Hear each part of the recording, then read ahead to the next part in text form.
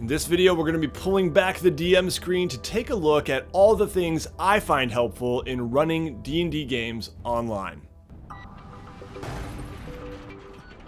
Hi everyone, my name is Nate, and you are watching WASD20, a channel about tabletop RPGs and fantasy maps. We got a bit of a different camera angle in this video here, one that you don't normally get to see, but today I'm going to be showing you the tools that I use both on the computer and the things I have at the desk here that help me to run D&D games. Now, I'm not going to be covering the streaming side of things. At some point in the next week, I'm planning to do actually a patron exclusive video on the streaming side, so if you're curious about that, you can head over to patreon.com/WASD20. So in this one, we're going to start with the digital tools that I have at the ready.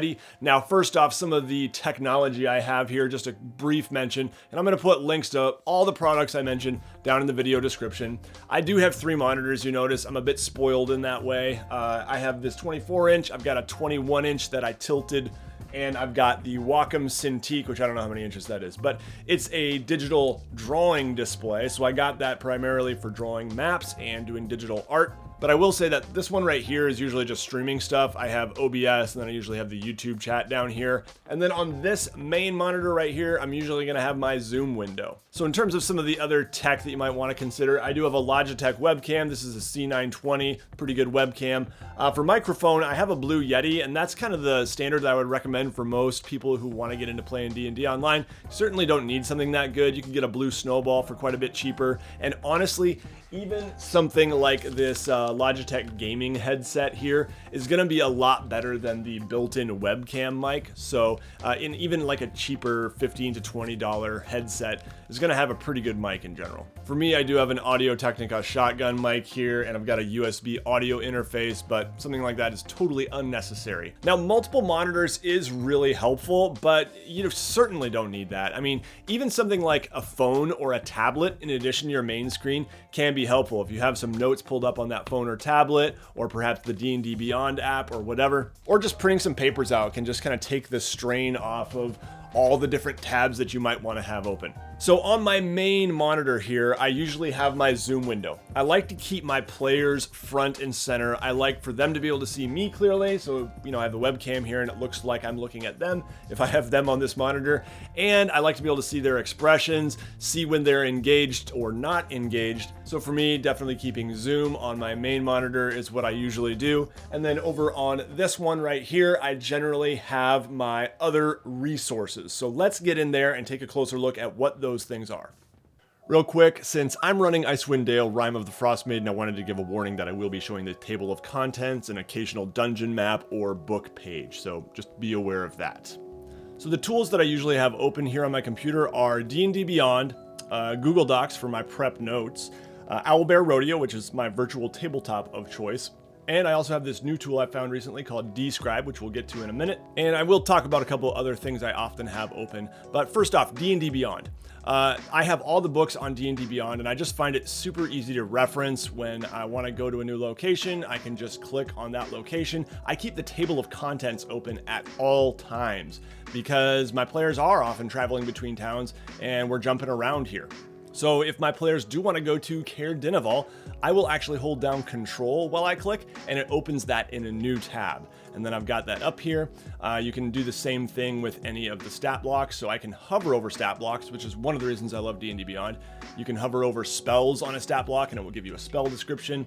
But if I want to open this up in more detail, I do hold Control and then I open that up. And then I've got the Tribal Warrior stat block here. So here I've got the town where my players have been most recently. Here I've got Sunblight, the location that they are headed to. I also like that they have the maps here so that I can download these images and put them in Owlbear Rodeo. And then I often do have stat blocks for NPCs or monsters that I think are going to be used that session, each in their own tab here. Then in Google Docs, I have my prep notes here. So you can see that my prep notes for this session were super brief. Because I'm running a module, I don't have a ton of prep notes. If I'm doing homebrew, usually I get more detailed with it, or sometimes you can see, session 10, 11, 12 here do have some more detailed prep notes for sure. I will often pre-write a little intro to the session just to kind of give a recap and to start things smoothly in a way where I know I'm not going to be stumbling over my words. Then if we are doing combat or a dungeon, I usually use Owlbear Rodeo. This is my virtual tabletop of choice. It's completely free. It's super light, quick, easy, not super robust. But anyway, I'll put a link to a video where I talk more about it up at the top there. You can check that out. But one of the reasons I like this is because it allows me to improv quite easily. I can just really quickly change maps. I can throw a link to my players real quick, even if I wasn't planning to use it, just put that in the Zoom chat and they just jump right in their browser, no login or anything like that. Then you can also see I've got this new tool I discovered here called dScryb, and they happen to be the sponsor for this video. And this is definitely something that I'm gonna plan to keep open in a tab at all times, just because I love how it helps me improv. dScryb is a subscription service that gives you wonderfully crafted read aloud text, and certainly you can use it in your prep if you are planning to have a common room in a cave, for example. Here's a really rich description of that, and this one happens to be written by my good friend Matt Click. What do you know?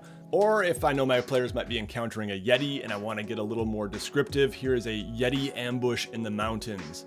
Again, some evocative read aloud text, very descriptive. You can see they've got places, monsters, spells, items, characters, and they even have a cartography tool which has maps, and you can load these in various ways. So do we want overcast or winter? And that will actually change the read aloud text for each, which is awesome. So it's got that same really high quality read aloud text on these maps. So you can sign up for a dScryb account for free and get access to a whole bunch of these rich descriptions, or you can subscribe. Personally, I'm on the hero tier right now, which is really good. It gives you access to everything. And by the way, dScryb is giving $5 off to the WASD20 community. So check out that link down in the video description. And I think you're really gonna love what dScryb has to offer. Obviously it's great for homebrew stuff, but it's gonna be really useful for me, even running Icewind Dale, to have this up, to find those rich descriptions of blizzards and Yeti attacks and avalanches and an inner tavern that I make up on the spot because my players decide they want to go to one and things like that. So thanks again to dScryb for sponsoring this one. One other thing I often keep open in my browser is just a separate window that has some Google Slides with images and maps. I could totally put these in Owlbear Rodeo. I just find it really quick to go back and forth between slides to show some illustrations from the book or some maps that I drew myself or something like that. I have pictures of NPCs. Sometimes I'll put a little red dot on a map so I can just illustrate, you guys are right here right now. Where would you like to go next? And I have it in a separate window so I can just screen share this window. And even when I have other things up, they can still see that window screen shared through Zoom. So that's pretty much it in terms of what I keep open on my screen at all times, but never underestimate the power also of Google. If your players decide they want to buy a home, we can just really quickly Google price of house in D&D 5e, and we can see what people are saying out there on the internet. If there's a spell or a rule that you forget, you can just quickly Google it. So just being ready to Google stuff is also really important to the way I run games. Another window I often have open is Spotify. So I have some playlists I've made, one for general RPG music, one for tavern, battle, and dungeon music. Most of these from just computer role-playing game soundtracks. So when I'm streaming, because of licensing, I don't use this, but if I'm just running a game for some friends that's not streamed or for my son and his friends, I definitely use these. When I'm running the Icewind Dale campaign, Michael, one of my players, actually uses Sirenscape and kind of runs that for me, so that's pretty nice. So obviously there are a lot of digital tools because I'm running games online, but there's also quite a bit of analog over here. So let's head over to the desk now.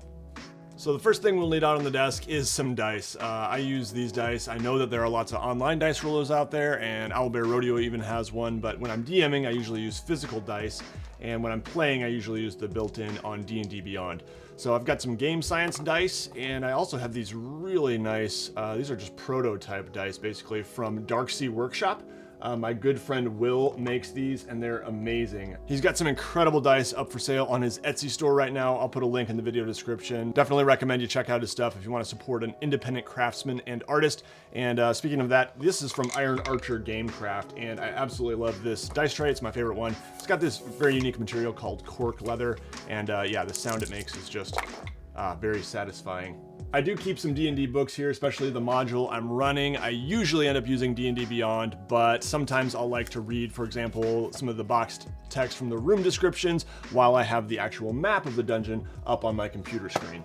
Likewise, I often will actually print out stat blocks for monsters just because I like to have that information in lots of different places, and especially if it's a dungeon where there's going to be like 5 or 6 different types of monsters, I don't enjoy having to click back and forth between lots of tabs in my browser, and it's just easier to have them on paper. I can also scribble all over those and take notes and keep track of hit points and stuff. Now you also notice that my virtual DM screen includes an actual DM screen. So this particular DM screen is the Dungeon Master Screen Wilderness Kit. It comes with a bunch of other stuff too that I haven't really used that much, but I really do like the art on the screen, even though me and my players don't really get to see it. But mainly I just keep it as a reference tool. It's really handy to have things like food, drink, and lodging costs, and costs of certain services, things like that. It's also got all the conditions, of course.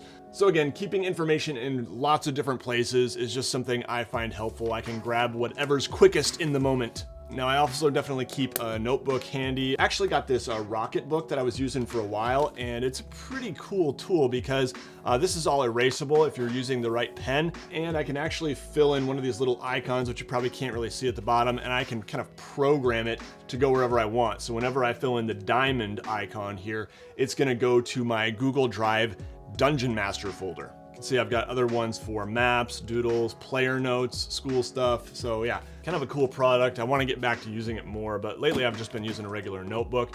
Now, I had a request for me to show you how I actually track encounters from one of my friends who's a newer dungeon master, so I'm going to show that a second. For me, it's very uncomplicated. So what I will usually do is ask my players to roll initiative, then I will put them in initiative order.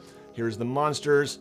And usually I have them all going on the same turn unless there's several different kind of factions of monsters. And then I'll just write down Goblin 1, Goblin 2, Goblin 3, just abbreviating with G, and then GB is Goblin Boss. You can see I write down their total hit points, and as we go through initiative order, as damage is taken, I just say, okay, you're doing 3 damage to that goblin, so I cross it off, put a 4. Oh, you're doing 2 damage to Goblin Boss, cross it off, put a 19, until we get down to 0 hit points and the monster is dead. So it's a really simple method that just works for me. I know there's all kinds of initiative and combat trackers out there, but this is what I do.